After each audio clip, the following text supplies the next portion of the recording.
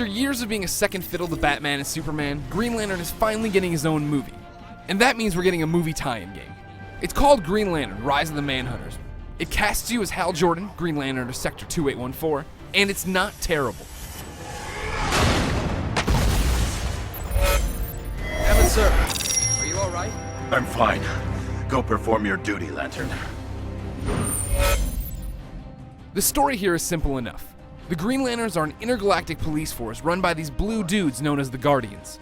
Each member of the Corps gets a power ring that grants them all sorts of nifty stuff, such as flight, a green uniform, and the ability to create whatever they can imagine out of green energy. We call these baseball bats and swords hard light constructs. Rise of the Manhunters is based in the movie universe, but it isn't the movie's story.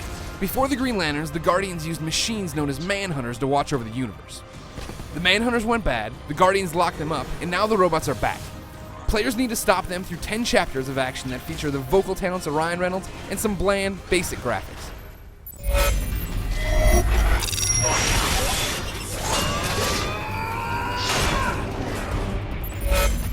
The missions in Green Lantern Rise of the Manhunters plays out in one of two ways.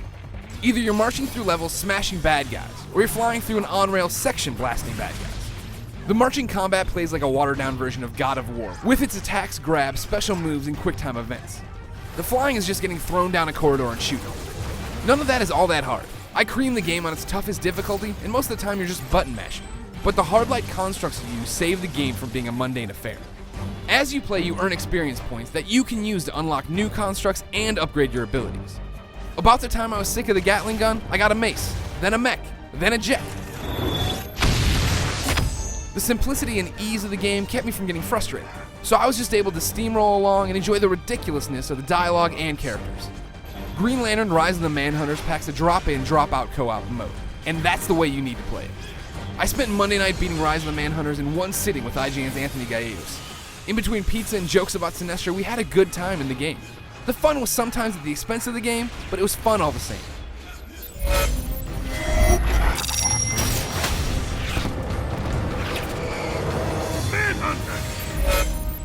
Green Lantern Rise of the Manhunters is a competent movie game. It works, it's got some cool powers, and it's not frustrating. It's not doing anything particularly well, and it's not amazing looking. But if you really want to slip on a power ring and beat wave after wave of bad guys, this is your scene. For the full scoop on Green Lantern Rise of the Manhunters and every other game out there, check out IGN.com, even in Blackest Night.